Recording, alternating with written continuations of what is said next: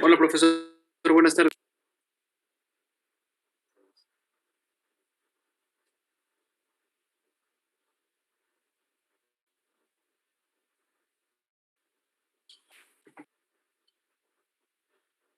Buenas tardes.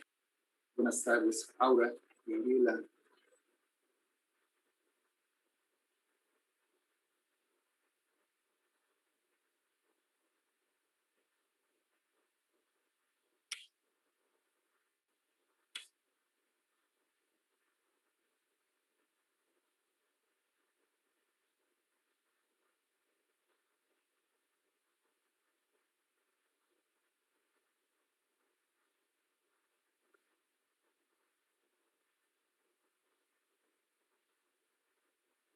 Buenas tardes, Héctor. Buenas tardes, profesor.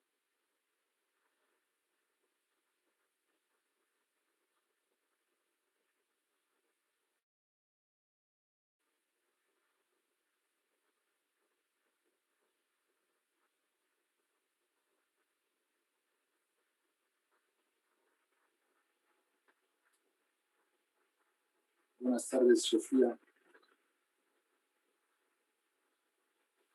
Buenas tardes, profesor.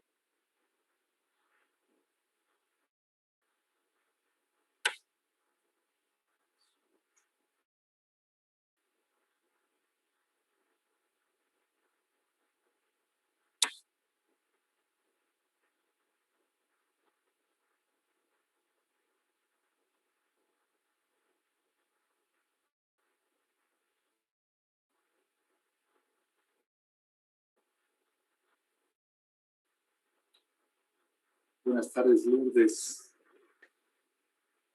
Buenas tardes.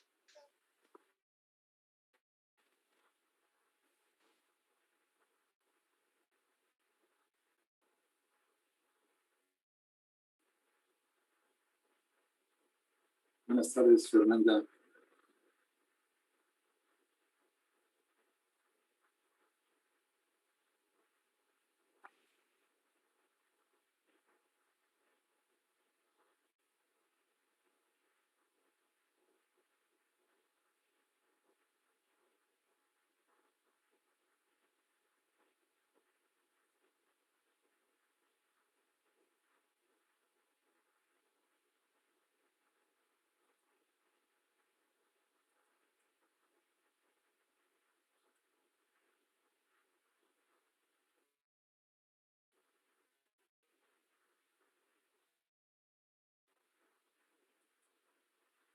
Me parece que ya estamos, la mayoría.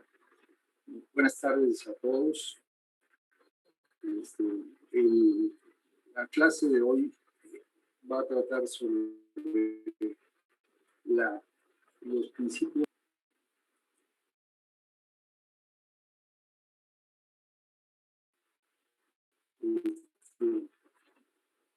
como ya les expliqué, la clase del viernes puede ser mediante medir la presión exactamente dentro del aparato circulatorio en el punto donde se está generando esos cambios de presión, ya sea una cavidad dentro del corazón o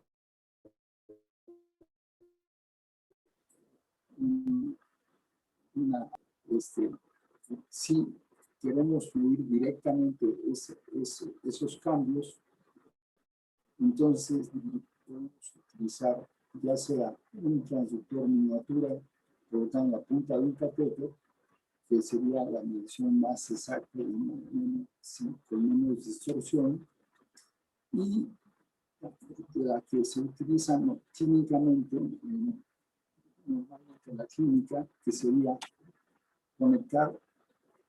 introducir un catéter, ya vimos las técnicas de cateterismo, introducir un catéter hasta colocando la punta de ese catéter hasta el lugar donde se va a medir la presión, los cambios de presión. Entonces, todo el catéter la tubería están conectados a el transductor de presión que es externamente. Entonces, todo ese trayecto está lleno de líquido. Entonces, al presentarse cambios de presión en la punta del catéter, esos cambios de presión se comunican a través de una columna líquida hasta el diafragma del transductor. Entonces, ¿de qué va a depender que ese registro de esos cambios de presión sea exacto y sin distorsión? Lo primero que tenemos que tomar en cuenta es que ese proyecto puede considerarse como un sistema hidráulico de acoplamiento entre el punto de medición y el diafragma del transductor. ¿Y de qué va a depender? Va a depender primero de las propiedades mecánicas del líquido. Segundo, de las propiedades elásticas del catéter. Y tercero, de las propiedades elásticas del transductor. Entonces, vamos a considerar esos tres componentes para medir directamente la presión sanguínea. En el caso de la medición de la presión directa sanguínea, se genera un registro de las variaciones de presión en diferentes lugares del aparato cardiovascular y ese se presenta finalmente en una pantalla. Entonces vamos a tener un transductor, un catéter, una tubería, un transductor y luego esa señal en el transductor, la señal de presión se convierte en una señal de voltaje y eso finalmente es amplificado y presentado en una pantalla. Entonces, todo ese tren de registro debe de ser, de producir una distorsión muy baja para que tengamos el registro en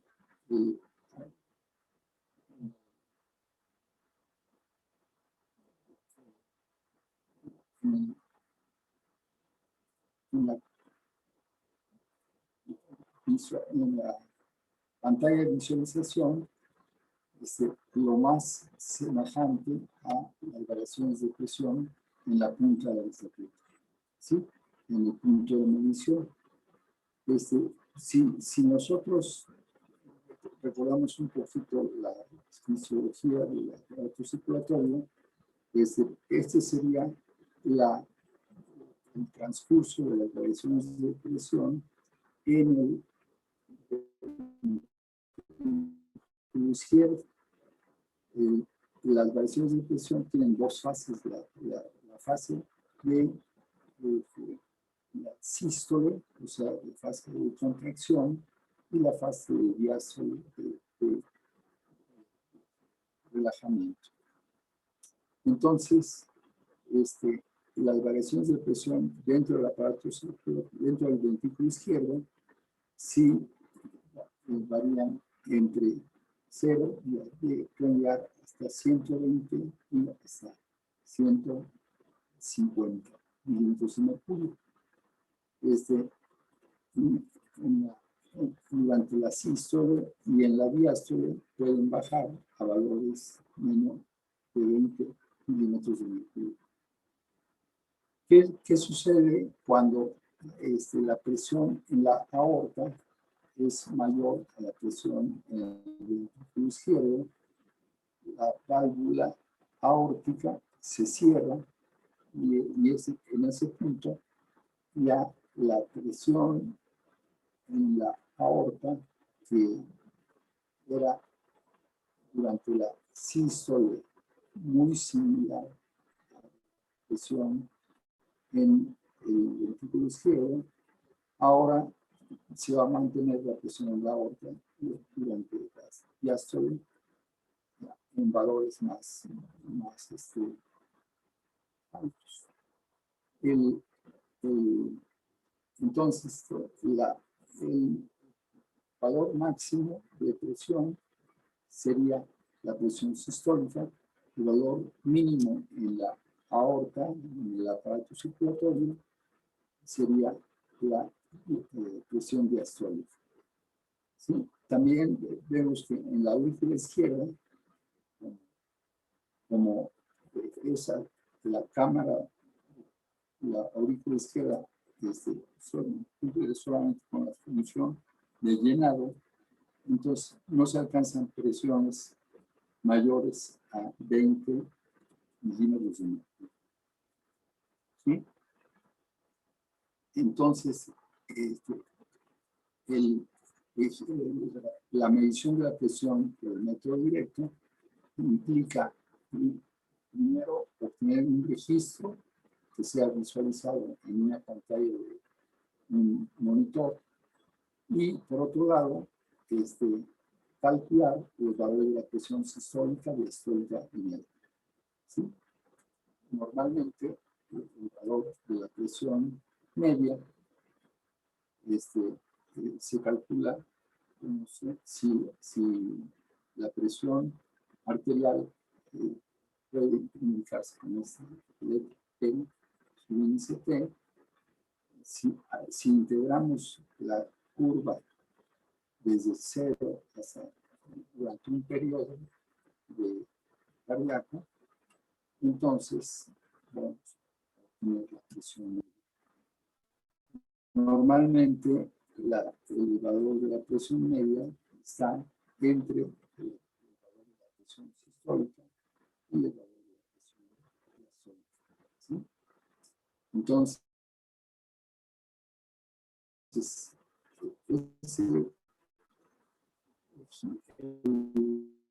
la medición directa de la presión genera un registro de las variaciones de presión en diferentes lugares del aparato cardiovascular y se presenta en una pantalla.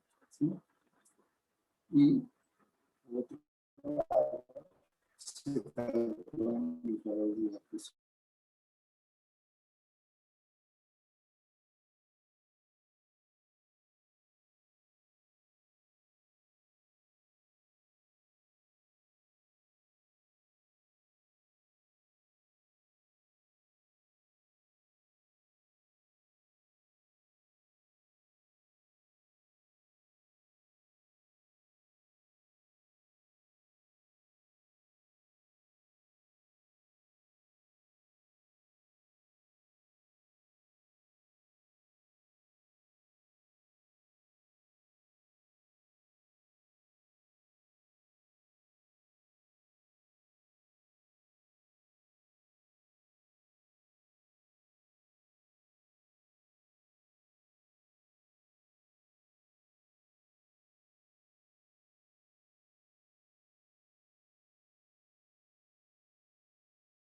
Recording in progress. Sistema hidráulico.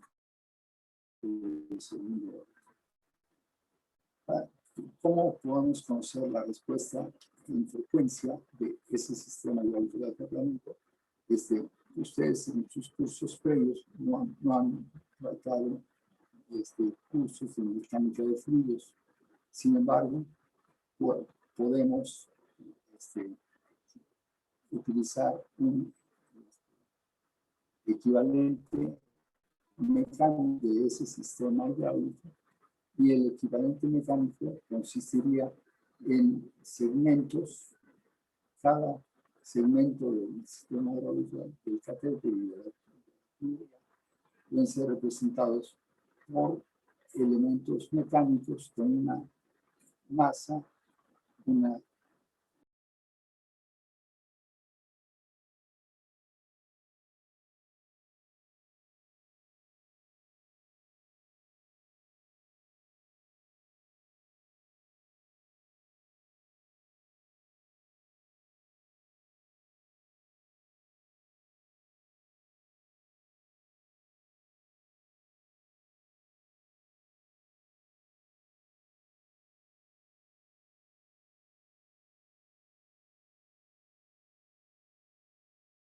Recording in progress. un flujo laminar, y el flujo laminar está caracterizado por cilindros concéntricos de líquido que están desplazándose uno al otro. Entonces eso genera una fricción viscosa y el amortiguamiento es debido a esa fricción viscosa.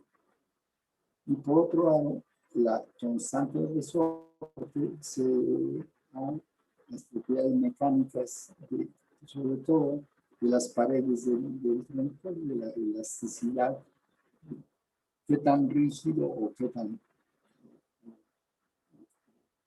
elástico es la tubería. Entonces, si tenemos esta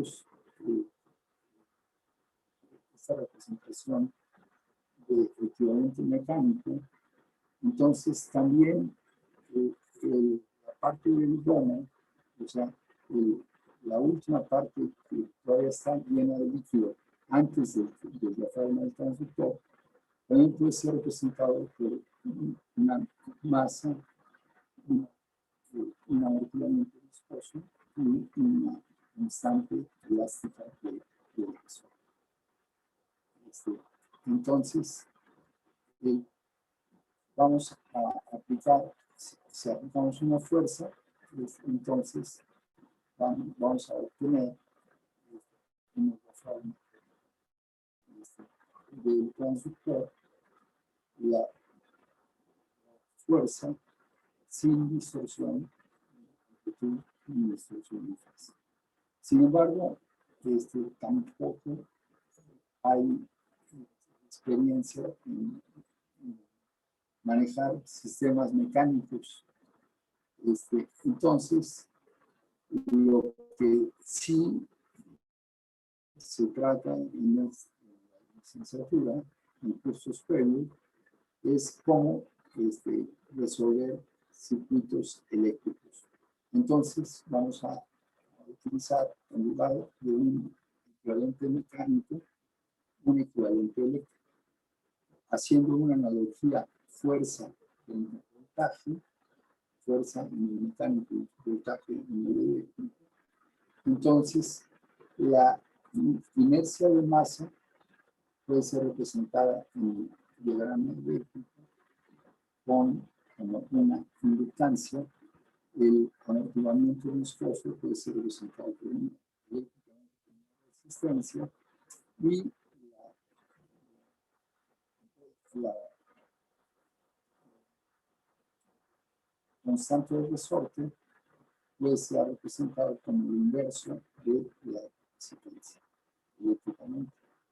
Entonces, el catéter, que tiene una turbina líquida, puede ser representado eléctricamente mediante un sistema formado por parámetros distribuidos de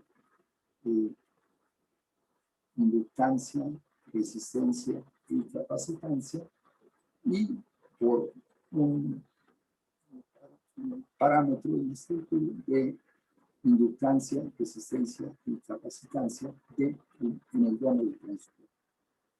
Entonces, si consideramos eso, si podemos simplificar este circuito hasta obtener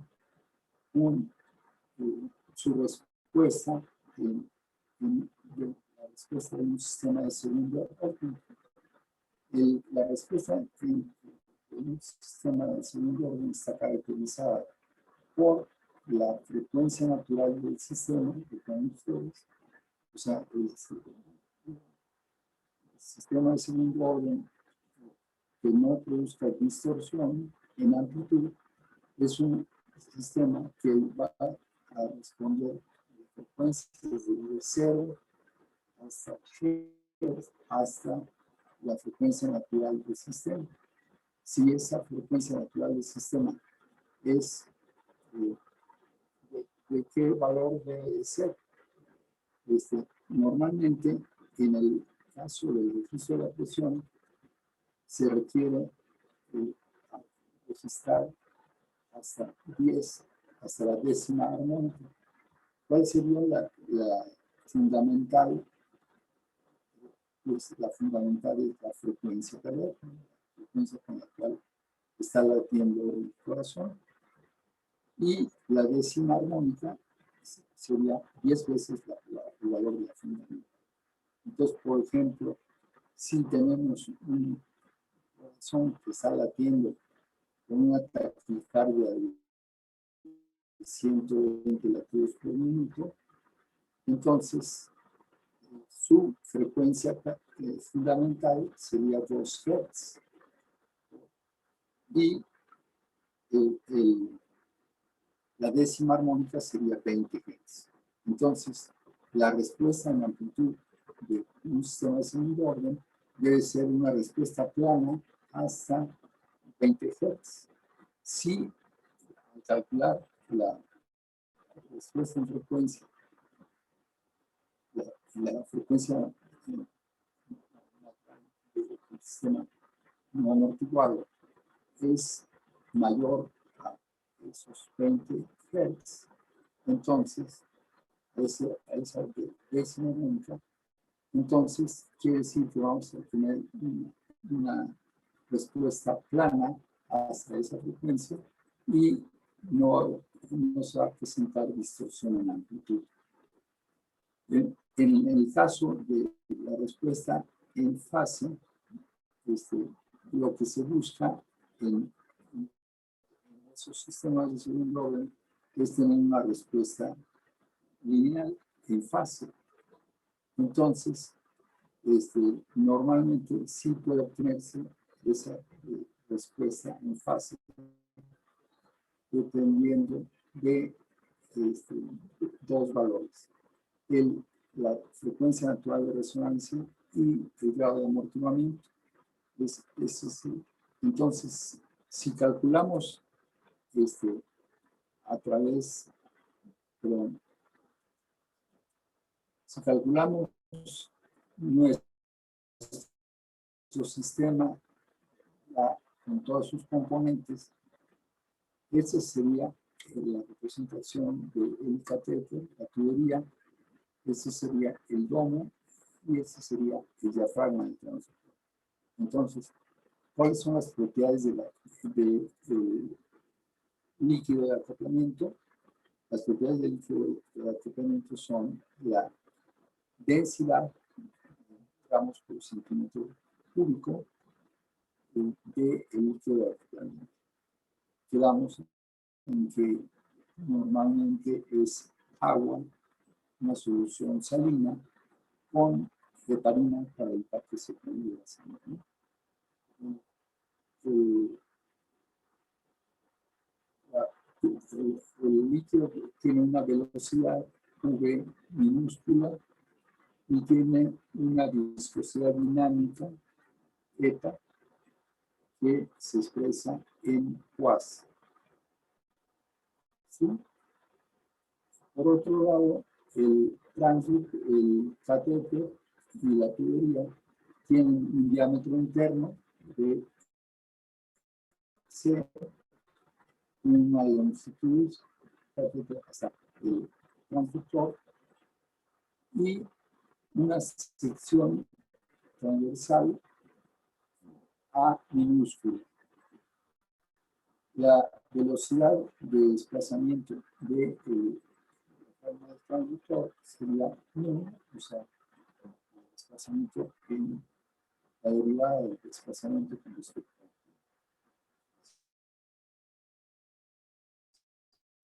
es la velocidad de desplazamiento. Si utilizamos esos valores,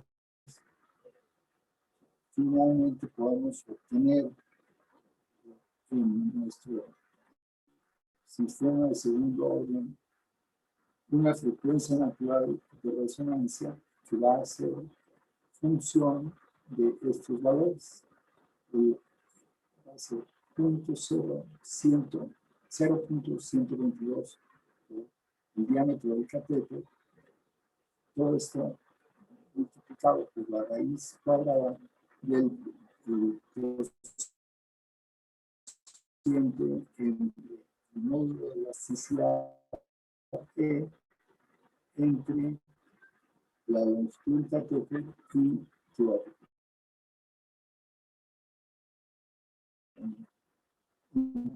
Si representamos esto en función no del módulo de elasticidad, sino de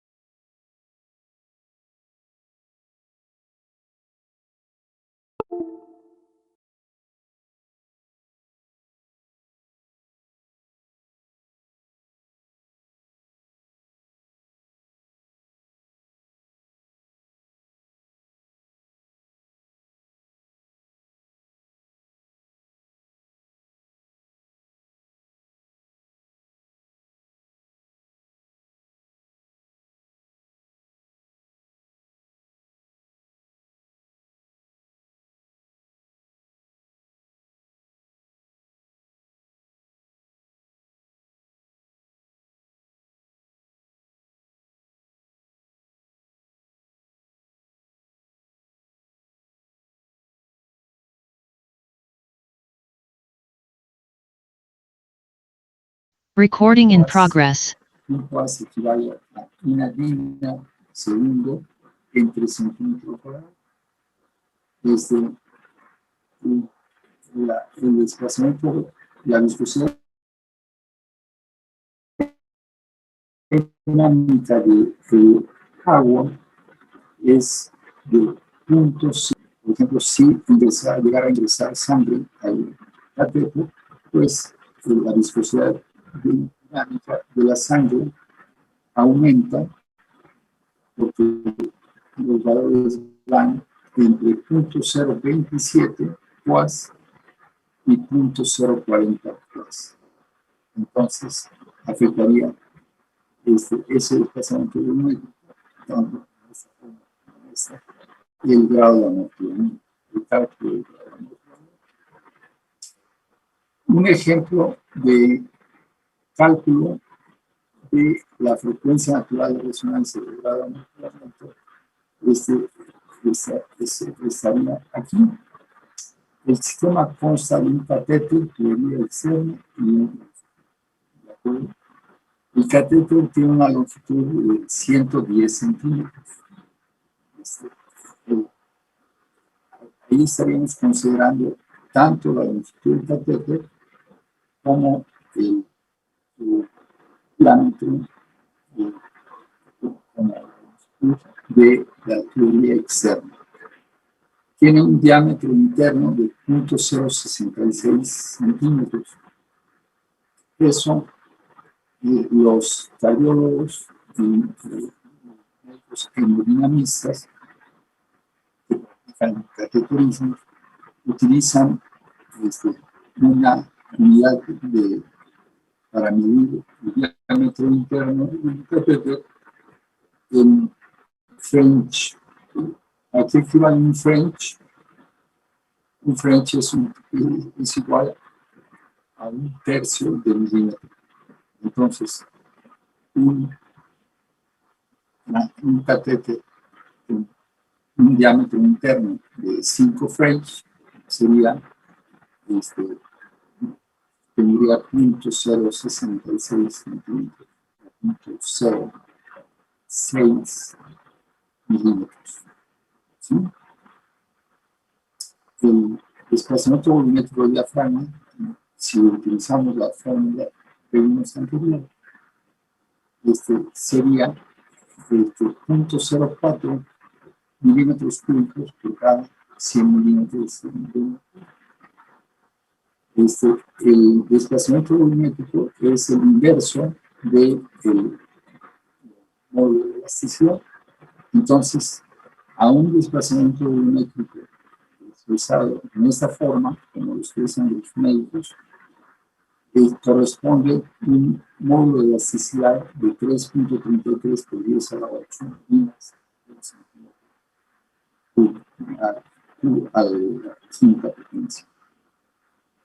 Si el líquido de acoplamiento es una solución salina, con una densidad, tiene un poco de heparina, pero la densidad de la solución es agua, que vamos a calcular como 1 gramo por 5 y tiene una viscosidad dinámica de 0.01 quas, o sea, 0.01 mina por sobre el segundo entre centímetros cuadrados. Si sustituimos todos esos valores en las fórmulas de la frecuencia natural de resonancia y el grado de amortiguamiento, vamos a tener la frecuencia natural de resonancia llega a ser 44.3 Hz. ¿Qué significa eso? Que el sistema de segundo orden, puede ser el sistema de segundo orden, va a tener una respuesta plana, una respuesta igual para todas las frecuencias menores a 44.3 Hz. ¿Sí? Por otro lado, si el grado de amortiguamiento que determina la respuesta en frecuencia de un sistema de segundo orden, el grado de amortiguamiento va a determinar qué tanto sobretiro tiene ese sistema de segundo orden. Si puede considerarse si el grado de amortiguamiento está entre 0.6 y 0.7, esos valores, entonces puede considerarse que el sistema está críticamente amortiguado. Si el grado de amortiguamiento es menor a 0.6, entonces sería un sistema sobreamortiguado y entonces vamos a tener un sobretiro. Si es menor a 0.6, va a ser subamortiguado, entonces vamos a tener un sobretiro en la frecuencia natural de resonancia, pero como la frecuencia natural de resonancia es 44.3, entonces no por tanto el sobretiro del grado de amortiguamiento. Por otro lado, si calculamos el grado de amortiguamiento un grado de amortiguamiento más alto, eso implica que el sistema está sobreamortiguado y eso sí nos afectaría la respuesta en frecuencia, porque antes de la frecuencia natural de resonancia ya tendríamos que la amplitud de las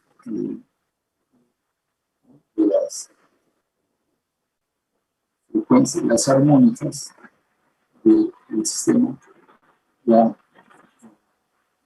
están fuertemente atenuadas. Entonces, lo que les voy a pedir en la tarea, la primera tarea del curso, es que calculen el grado de amortiguamiento y la frecuencia natural de resonancia del sistema para el caso de que la sangre ingrese a la totalidad del catéter. ¿Sí?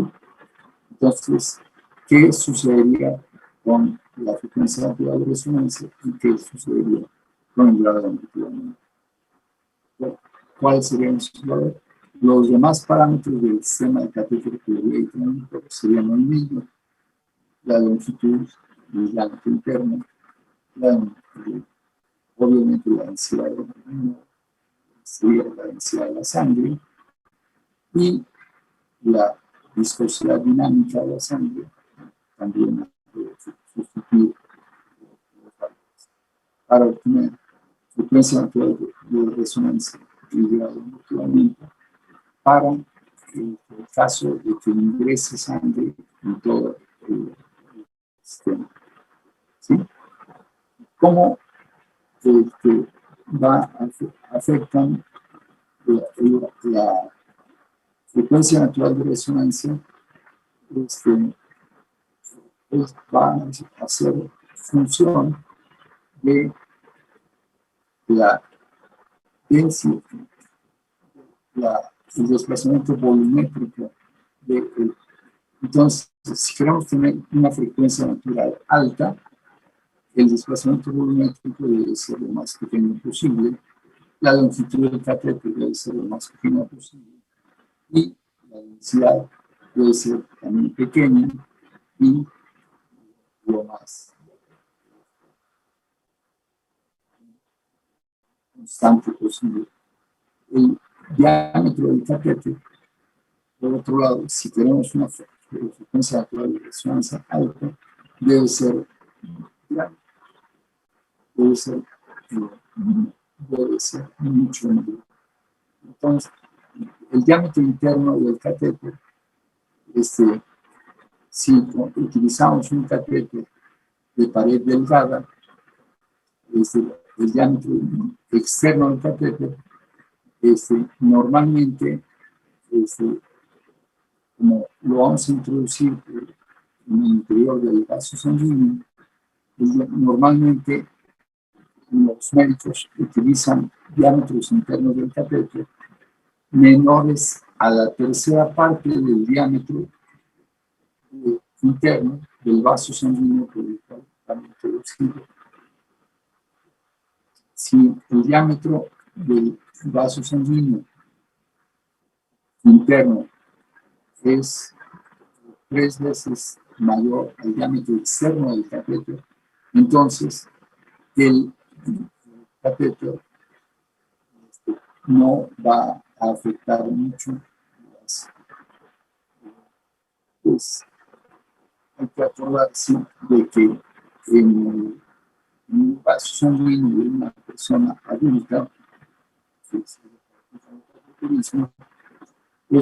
puede haber depósitos de colesterol, calcio, etc.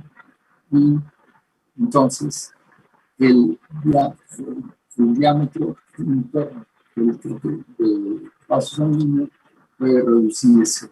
Entonces, como regla, los médicos hemodinamistas es el diámetro externo del catéter sea máximo la tercera parte del diámetro interno del vaso sanguíneo por el cual se va a introducir. Entonces, esos serían los valores para obtener una frecuencia natural de resonancia alta y que la curva de respuesta en frecuencia sea una curva plana hasta ese valor de frecuencia natural de resonancia. Pero en el caso del grado de amortiguamiento, vemos que tanto la longitud del catéter como el diámetro del catéter están en el numerador y en el denominador. En el caso de la frecuencia natural de resonancia, el efectivamente el catéter está en el mirador y están. Si queremos mejorar la frecuencia natural de resonancia utilizando diámetros de catéter pequeños y longitudes de catéter altas, entonces lo que vamos a hacer es afectar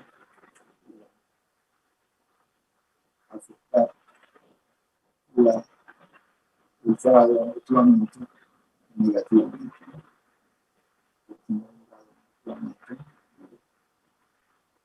¿Sí? Entonces, queda clara la tarea. Hay que calcular la frecuencia natural de resonancia y el grado de amortiguamiento para el caso de que en lugar de una solución salina una densidad de 1 gramo sobre centímetro cúbico y una viscosidad dinámica de 0.01 quarts, ¿cómo va a cambiar esos valores al introducirse sangre completamente dentro de la teoría y confort? ¿Cómo afectan el grado de amortiguamiento y la frecuencia natural de resonancia? Si el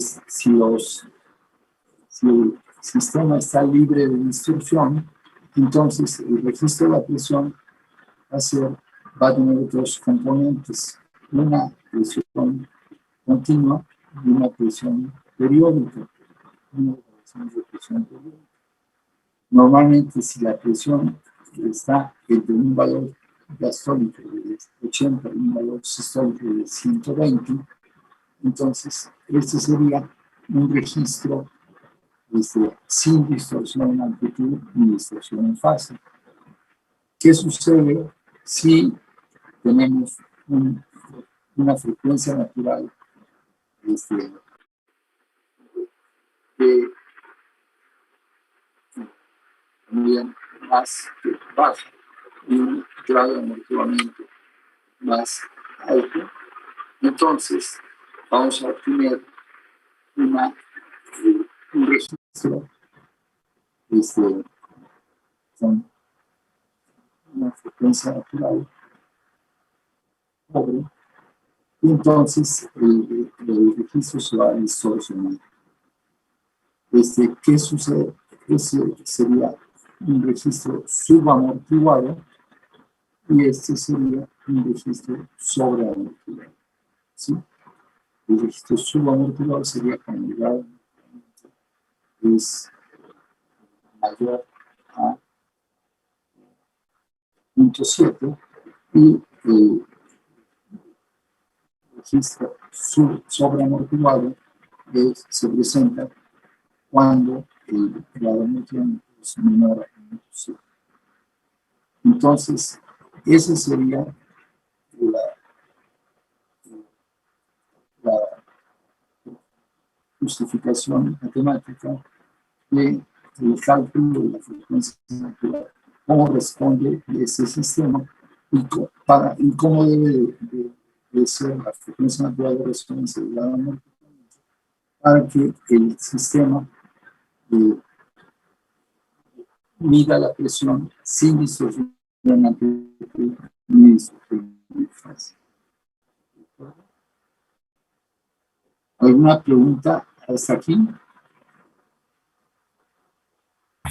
Profe, la verdad no entendí muy bien lo de la tarea, porque lo que le escuché es que quiere que veamos cómo afectaría la frecuencia natural si, ajá, si se utilizara la longitud total del catéter, ¿cierto?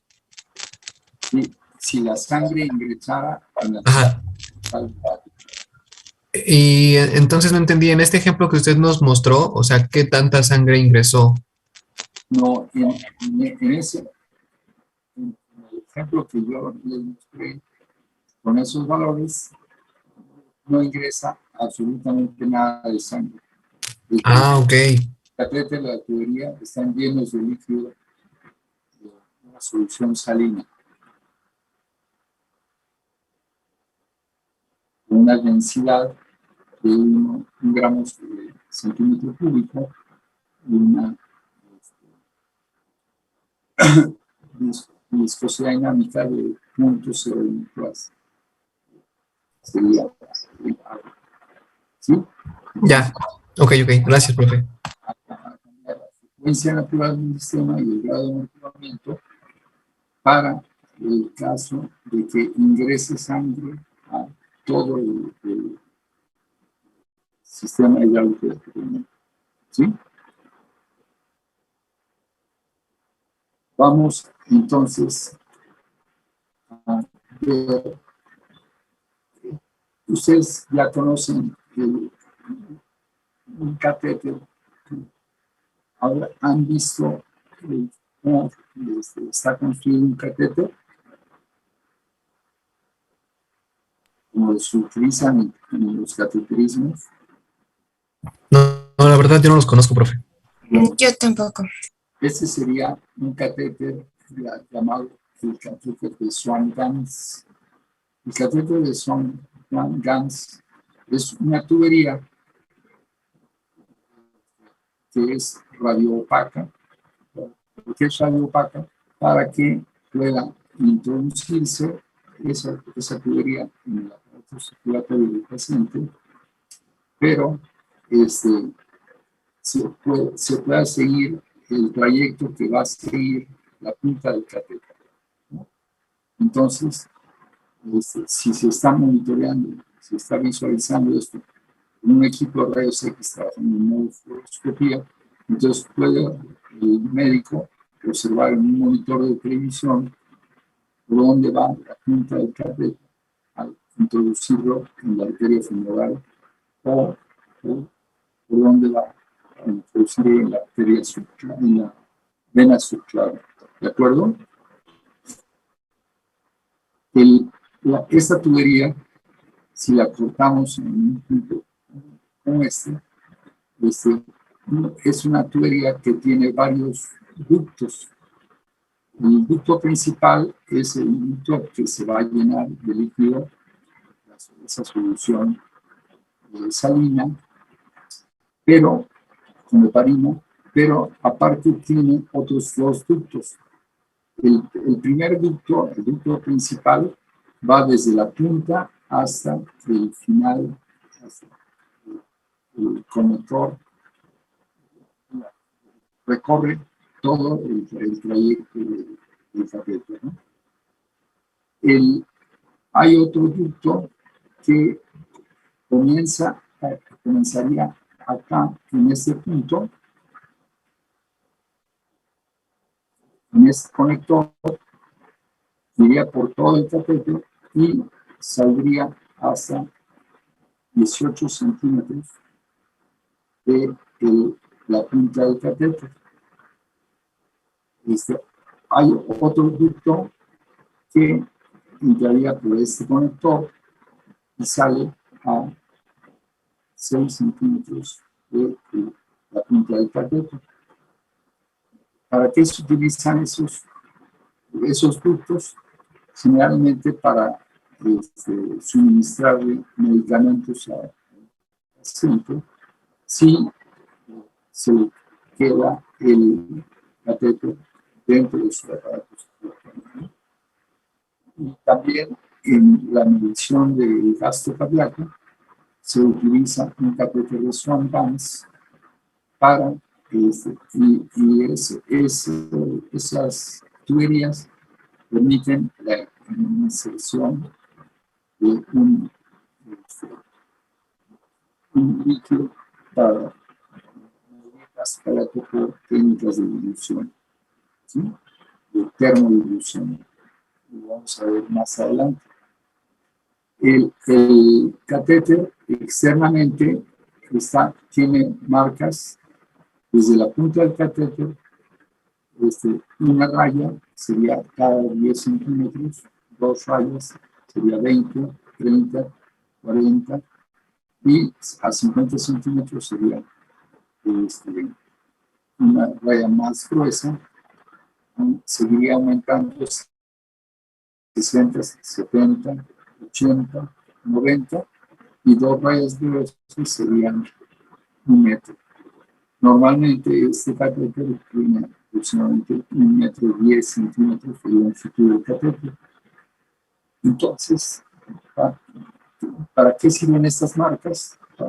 Al introducir el médico el catéter a la arteria femoral, va a ir viendo que van ir pasando esas marcas. Si todavía es capaz de ver, por ejemplo, esta marca, una raya gruesa, una raya delgada, estaría, eso quiere decir que el catéter está 60 centímetros ya dentro de la cápsula arterial. ¿De acuerdo? Por otro lado, los catéteres tienen normalmente en su punta un termistor. ¿Qué es un termistor? Una resistencia que cambia con la temperatura. Cambia su valor de resistencia con la temperatura.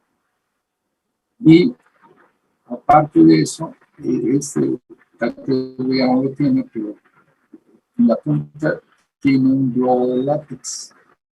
Entonces, ese globo de látex se puede inflar mediante uno de los filtros secundarios del catéter. Entonces, por ejemplo, cuando se quiere hacer una angioplastía de una arteria coronaria, la arteria coronaria va a estar ocluida, entonces se inserta la punta del catéter con el globo desinflado, y al aplicarse aire a través de ese ducto, el globo comienza a inflarse y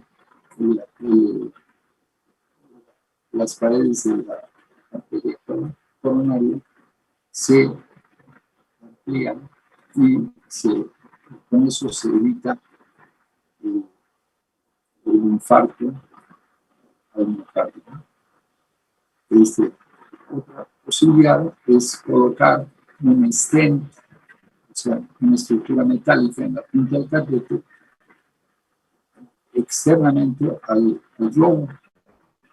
Si todo eso se coloca en una arteria coronaria fluida, entonces al inflar el globo, las paredes del stent se van a ampliar y van a quedar deteniendo las paredes de la arteria coronaria para evitar que se vuelva a abrir. ¿Sí? Entonces, estos serían eléctricamente la resistencia del termistor. Tiene dos terminales eléctricas y esas terminales eléctricas viajan en forma de cables muy delgados, y finalmente tendríamos las dos conexiones al termistor.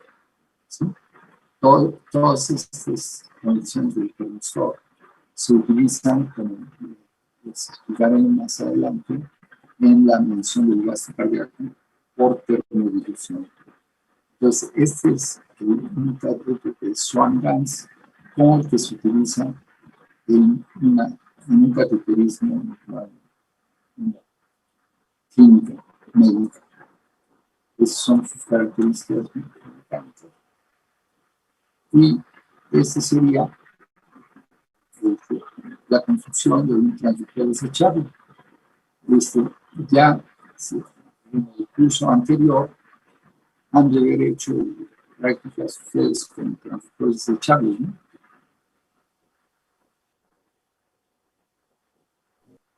En el curso de análisis de sistemas mecánicos de presión, biomédicos de presión, ¿no? No, profesor. Sí, profesor, sí, nosotros trabajamos con transductor de presión desechable y reusable. Entonces, Estos son los transductores que actualmente se utilizan en la medición de presión. ¿Sí?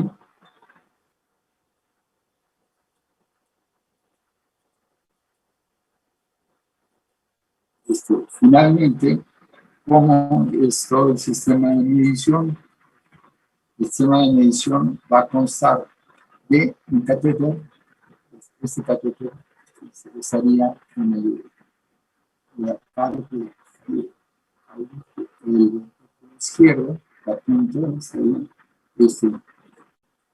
o puede ser, perdón, si se inserta en el brazo, sería en el músculo derecho, la punta, sería un cateterismo derecho, lo insertamos por la vena brachial, pasa por la vena subclavia y la derecha, el músculo derecho,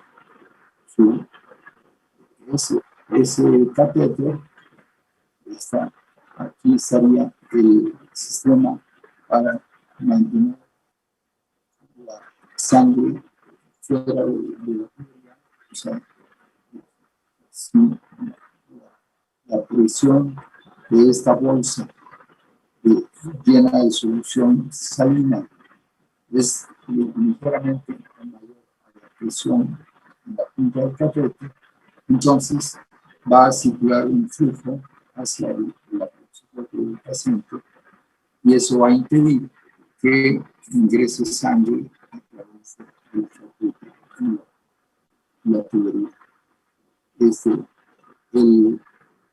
Normalmente vamos a conectar todo esto con válvulas de 3 vías y podemos conectar ya directamente al transductor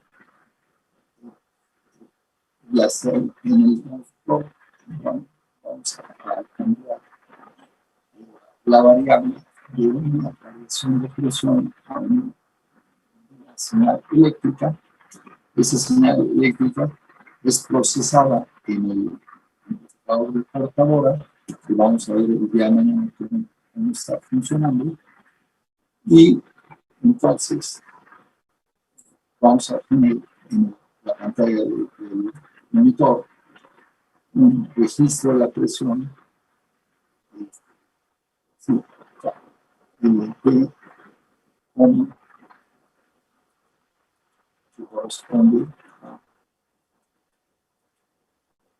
este tipo de registro.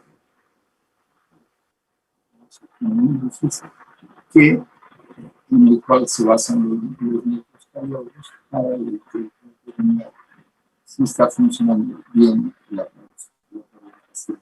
¿De acuerdo? Entonces, esto sería por la clase de hoy, el primer tema.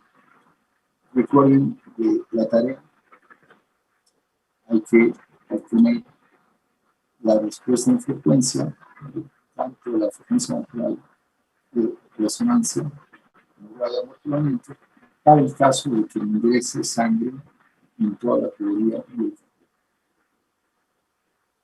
¿De acuerdo?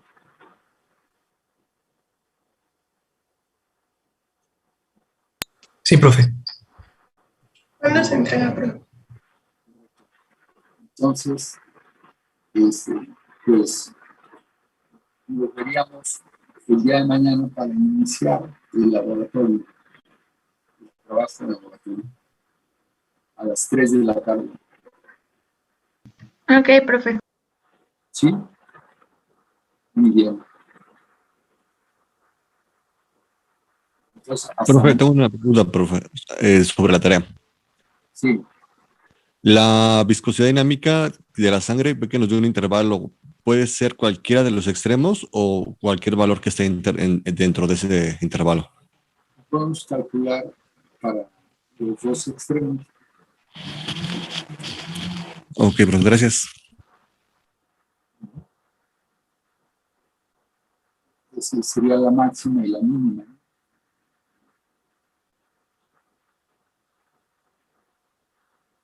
Gracias, profesor.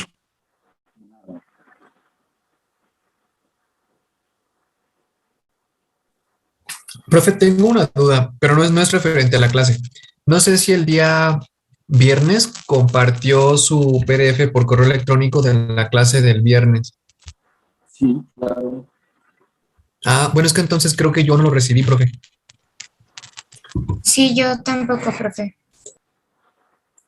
Mande, ¿tú tampoco lo recibiste? No, tampoco. Se lo voy a enviar otra vez. Muchas gracias. Gracias, profesor.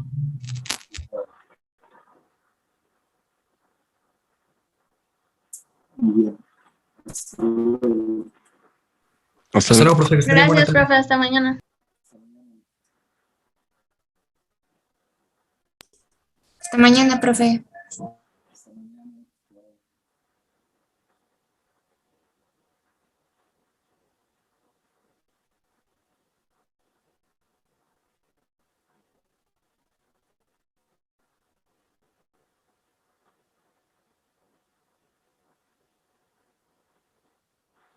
Sí.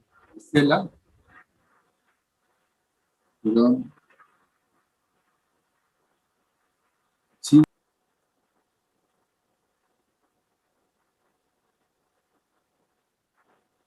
exactamente. ¿Querías preguntar algo, Estela?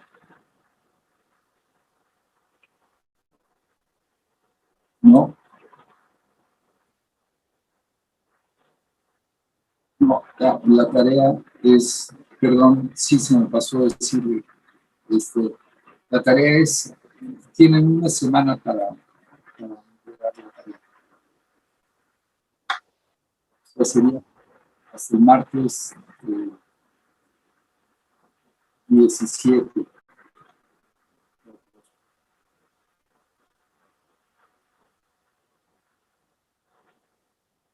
Muy bien.